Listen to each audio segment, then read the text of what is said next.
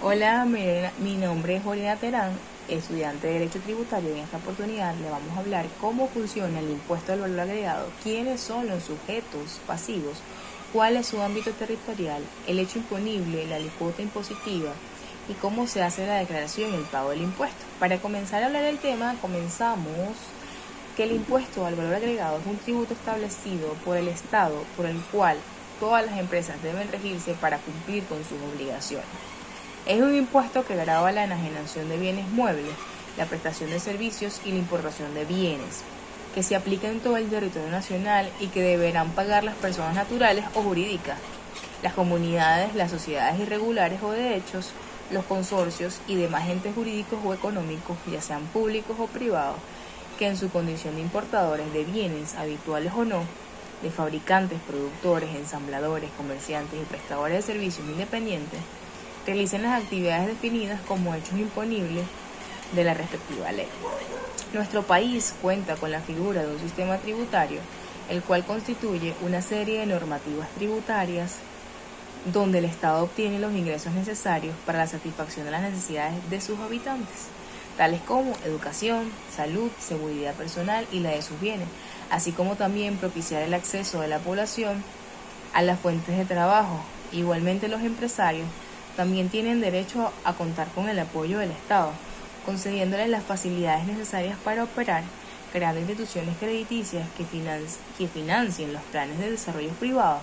El Estado debe garantizar la seguridad jurídica y material de sus bienes e instalaciones.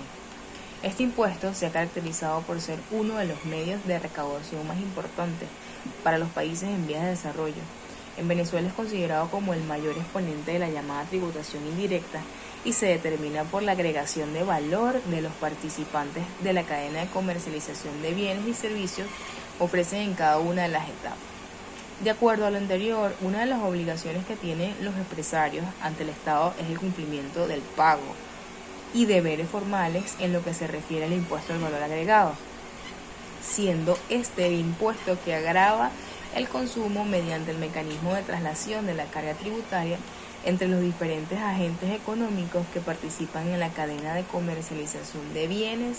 y servicios, y es un instrumento de eminente finalidad recaudadora, el cual constituye una fuente de ingresos tributarios no petroleros del país. Es decir, que el impuesto al valor agregado tiene como objetivo fundamental gravar la venta de bienes muebles, prestación de servicios y la importación de bienes que pagan las personas naturales o jurídicas dentro del territorio nacional, generándose así su declaración y pago como un acto simple o complejo de naturaleza administrativa, dependiendo de los contribuyentes y responsables, quienes deben presentar la declaración jurada por las operaciones gravadas que constituyen el objeto de la relación jurídica tributaria principal, lo que supone la existencia de un crédito por suma líquida, el cual debe ser pagado al fisco. Entonces, el impuesto al valor agregado tiene una gran importancia en nuestro país, ya que sirve para optimizar el cumplimiento de los deberes formales del impuesto al valor agregado en los contribuyentes por ventas de bienes, con el fin de brindar seguridad y garantía, generando así mayor nivel de confianza para la organización, ayudando a disminuir de forma considerable las multas, sanciones y cierres de empresas. Otro punto importante es la declaración y el pago del impuesto. En cuanto a esto, la estructura tributaria venezolana se compone por varios tipos de impuestos, entre ellos el impuesto al valor agregado y el impuesto sobre la renta, representando el ingreso fiscal vía tributos más importante para el Estado, por lo elevado de los montos recaudados. En lo que el IVA respecta, el artículo 1 de la Ley del Impuesto al Valor define como un impuesto que agrava la enajenación de bienes muebles, la prestación de servicios y la importación de bienes que se aplica en todo el territorio nacional y que deberán pagar las personas naturales o jurídicas, las comunidades, las sociedades regulares o de hecho los consorcios y demás entes jurídicos o económicos públicos o privados. Cabe destacar que en sus primeros 3 meses de vigencia solo se aplicó en el ámbito de mayorista. Luego se inició la aplicación del mismo en las ventas y servicios prestados a los consumidores finales. Del mismo modo, se encuentran las modificaciones, creaciones de providencias y resoluciones que afectan los deberes formales relacionados con el IVA. Asimismo, las disposiciones que influyen en el proceso. De esta manera se observa el valor para su determinación. Esto depende de procesos y procedimientos administrativos específicamente en el tema tributario dentro del marco legal, lo cual lleva a la determinación, declaración y pago del impuesto. Entonces, la determinación del IVA es un acto simple o complejo de naturaleza administrativa que necesita de un procedimiento para dictarlo y que puede ser consumada tanto por la administración tributaria y por el contribuyente o por ambos. De igual forma, la declaración del IVA en el Reglamento General de la Ley del Impuesto al Valor Agregado, en su artículo 59, dispone que los contribuyentes y responsables deben presentar declaración jurada por las operaciones grabadas y exentas realizadas en cada periodo mensual de imposición. Así, en dicha declaración dejarán constancia de la suma de los débitos fiscales que consten en las facturas emitidas en el periodo de imposición, así como la suma de los impuestos soportados y que le han sido trasladados como créditos fiscales en las facturas recibidas en el mismo periodo, con la inclusión de las notas de débito y crédito correspondientes. En lo que respecta a la determinación del impuesto sobre la renta, se puede precisar que es el acto o conjunto de actos dirigidos a precisar, en cada caso particular, si existe una deuda tributaria, quién es el obligado a pagar el tributo al fisco y cuál es el importe de la deuda. Otro aspecto que se requiere en la declaración del impuesto sobre la renta es que no es más que la manifestación que hacen los contribuyentes al fisco con relación a sus enriquecimientos durante el año o ejercicio gravable a los fines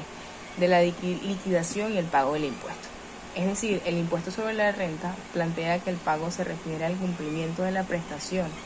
que constituye el objeto de la relación jurídica tributaria principal, lo que supone la existencia de un crédito por la suma líquida y exigible a favor del fisco. En relación a lo antes expuesto, de acuerdo a la Ley de Impuestos sobre la Renta, esta lo define como el que grava la totalidad de la renta o los elementos de renta, incluidos los impuestos sobre las ganancias derivadas de la enajenación de bienes muebles o inmuebles y los impuestos sobre los sueldos y salarios, así como también sobre las plusvalías. Siguiendo esta perspectiva, se define como determinación, declaración y pago del impuesto sobre la renta como el acto o conjunto de actos dirigidos a precisar en cada caso, en particular si existe una deuda tributaria, quién es el obligado a pagar el tributo y cuál es el importe de la deuda, declarándose así los enriquecimientos durante el año o ejercicio gravable para efectuar el pago, cumpliéndose así la prestación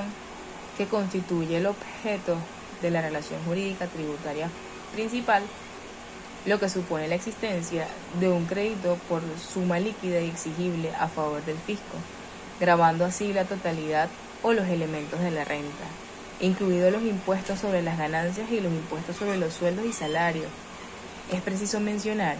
que la transparencia y asertividad de la determinación, declaración y pago del impuesto al valor agregado y del impuesto sobre la renta